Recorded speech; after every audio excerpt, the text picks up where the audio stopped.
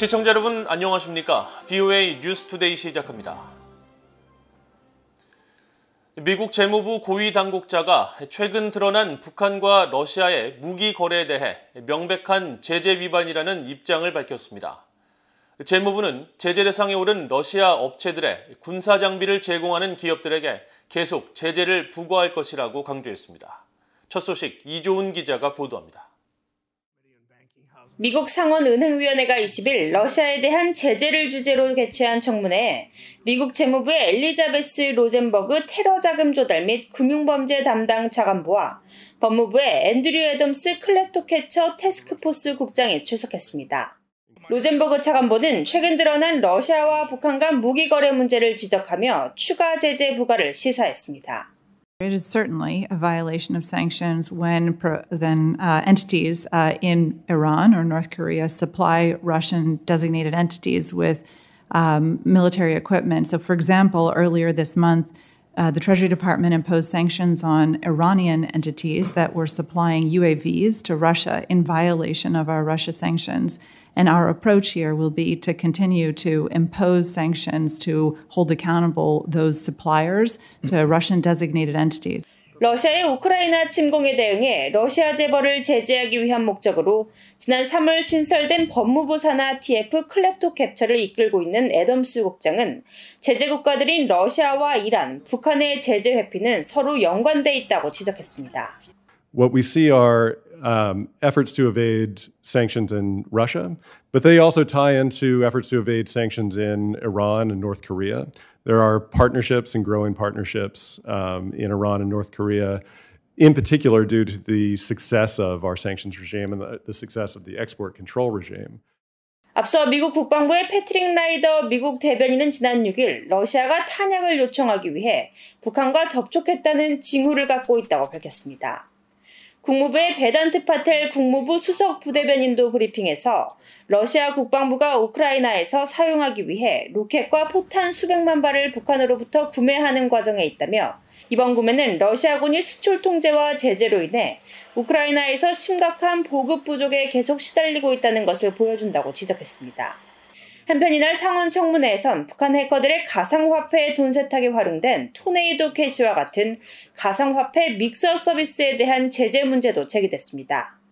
로젠버그 차관보는 특히 이런 가상화폐 믹서 서비스에 대한 제재는 부패나 범죄 활동 자금을 세탁하려는 범죄를 억제하는 데 효과적이라면서 이런 제재를 통해 미국은 돈 세탁을 용납할 수 없다는 신호를 보낼 수 있다고 강조했습니다. VOA 뉴스 이존입니다. 미국 의회조사국은 최근 갱신한 북한 보고서에서 우크라이나 전쟁은 북한의 김정은 국무위원장이 행동의 자유가 더 커졌다는 결론을 짓게 할 수도 있다고 진단했습니다. 의회조사국은 최근 갱신한 북한 보고서를 통해 이같이 진단하고 1990년대 우크라이나는 미국과 영국, 러시아 연방으로부터 경제적 지원과 안전을 보장받는 대가로 구소련 시대의 핵무기를 포기했는데 러시아가 우크라이나를 침공해 합의를 위반한 것은 비핵화를 할 경우 더 강력한 외세에 대한 북한의 취약성이 높아질 것이라는 북한 내부의 주장을 강화할 수 있다고 분석했습니다.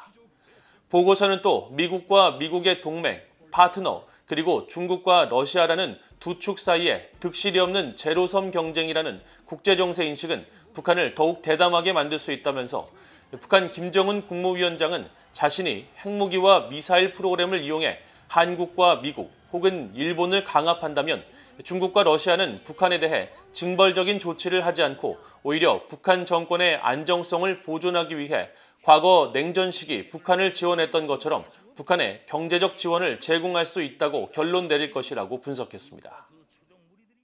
제77차 유엔 총회 고위급 일반 토의가 시작된 가운데 한국의 윤석열 대통령은 첫 유엔 연설을 통해 자유와 평화가 위협받고 있다며 유엔과 국제규범을 통한 연대를 강조하고 북한에 대해서는 직접적인 언급 대신 핵무기를 포함한 대량 살상 무기와 인권 유린 문제를 지적했습니다. 조 바이든 미국 대통령은 21일 기조연설에 나서는데 러시아의 우크라이나 침략을 규탄하고 안보리 개혁 등 유엔의 역할에 대해 강조할 것이라고 백악관이 밝혔습니다. 박형주 기자가 보도합니다. 유엔 총회의 꽃으로 불리는 고위급 일반 토의가 20일 미국 뉴욕 유엔 본부에서 막을 올렸습니다. 유엔 총회에 처음으로 참석하는 한국의 윤석열 대통령은 10번째로 연단에 올라 자유와 연대, 전환기 해법의 모색이라는 제목으로 연설했습니다. 윤 대통령은 특정 국가에 대한 언급 없이 핵무기와 인권 문제 등을 거론하며 평화와 자유가 위협받고 있다고 지적하면서 유엔 시스템과 보편적 국제 규범 체계를 바탕으로 한 연대를 해법으로 제시했습니다. 오늘날 국제사회는 힘에 의한 현상 변경과 핵무기를 비롯한 대량 살상무기, 인권의 집단적 유린으로 또다시 세계 시민의 자유와 평화가 위협받고 있습니다. 이러한 자유와 평화에 대한 위협은 유엔과 국제사회가 그동안 축적해온 보편적 국제 규범 체계를 강력히 지지하고 연대함으로써 극복해 나아가야 합니다. 윤 대통령은 또 대한민국이 국제사회의 책임 있는 일원으로서 자유와 국제사회의 번영을 위해 책임과 역할을 다할 것이라고 밝혔습니다. 유엔의 노력 덕분에 대한민국은 이렇게 성장할 수 있었습니다. 그러므로 대한민국은 세계 시민의 자유 수호와 확대, 그리고 평화와 번영을 위해 유엔과 함께 책임을 다하겠습니다. 윤 대통령은 이날 연설에서 자유를 21번, 국제사회를 13번 언급했으며 북한에 대한 언급은 하지 않았습니다. 이에 대해 한국 대통령실 고위 관계자는 핵무기를 비롯한 대량 살상 무기와 인권 문제를 언급한 것이 북한에 보내는 간접적 메시지라며 자유의 바탕을 둔 국제사회와의 연대라는 거시적 메시지 또한 대북 메시지로 해석할 수 있을 것이라고 설명했습니다. 윤석열 대통령은 연설 이후 안토니우 구테우스 유엔 사무총장과 만나 한반도 비핵화와 평화를 위한 유엔의 역할을 요청하고 보건과 기후변화 등 국제 현안에 대한 협력 방안도 논의했습니다. 조 바이든 미국 대통령은 21일 기조연설에 나섭니다. 바이든 대통령은 러시아의 우크라이나 침략을 규탄하며 국제사회에 계속된 연대를 촉구하고 국제 식량 안보와 공급망, 첨단 기술 문제 등에 관한 미국의 정책을 설명하는 한편 유엔 안보리 개혁 문제 등도 다룰 것이라고 백악관은 밝혔습니다. I expect that the president will speak substantively to the question of UN Security Council reform while he's in New York, whether he does so publicly or whether he communicates privately with the Secretary General and others. We're still working through today. 바이든 대통령은 21일 안토니우 구테우스 유엔 사무총장과 리즈 트러스 영국 신임 총리, 윤석열 한국 대통령 등과 개별 양자 회동을 진행할 예정입니다. VOA 뉴스 박형주입니다. 한국의 윤석열 대통령이 오는 22일부터 1박 2일 일정으로 캐나다를 방문할 예정인 가운데 캐나다 정부는 양자 정상회담에서 북한 등 한반도 현안과 공급망 협력 등 경제 안보 문제가 집중적으로 논의될 것이라고 밝혔습니다.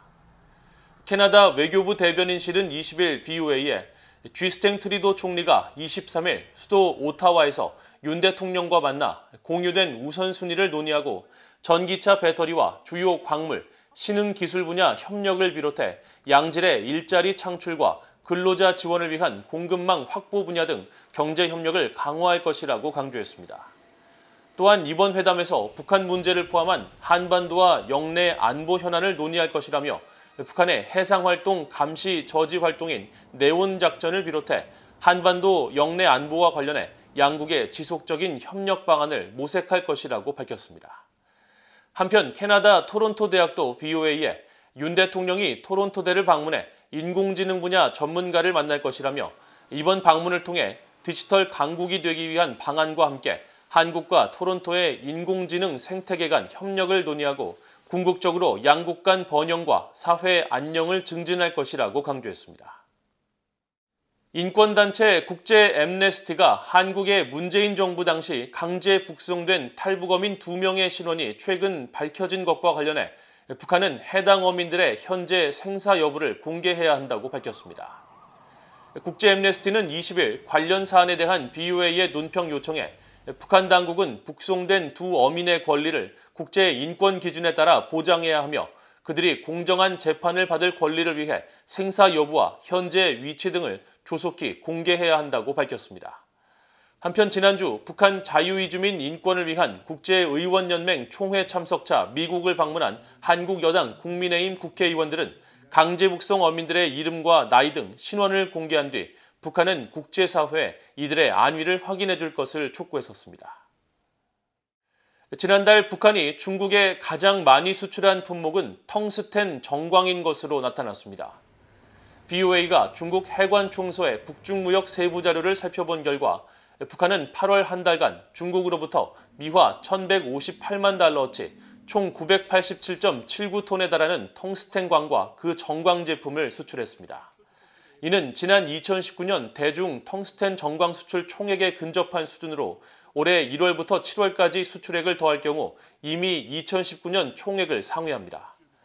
유엔 안보리는 토석류 등이 포함된 HS 코드 25류를 금수품으로 지정하며 사실상 모든 광물에 대한 수출을 막았지만 텅스텐 정광이 포함된 HS 코드 26류, 즉 광슬래그 제품은 금지하지 않았으며 이에 따라 북한이 제재 대상이 아닌 품목의 수출을 늘리려는 시도인지 주목됩니다. 한편 북한이 8월 중국에서 가장 많이 수입한 품목은 버스와 화물차용 고무 공기 타이어로 나타났으며 해당 타이어 제품은 총 54,068개, 553만 6천 달러어치였습니다. 또 북한이 두 번째로 많이 수입한 품목은 327만 달러를 기록한 기타 담배 제품이었고 일반 담배는 291만 달러로 뒤를 이었습니다. 이상으로 VOA 뉴스투데이를 모두 마칩니다. 시청해주신 여러분 고맙습니다.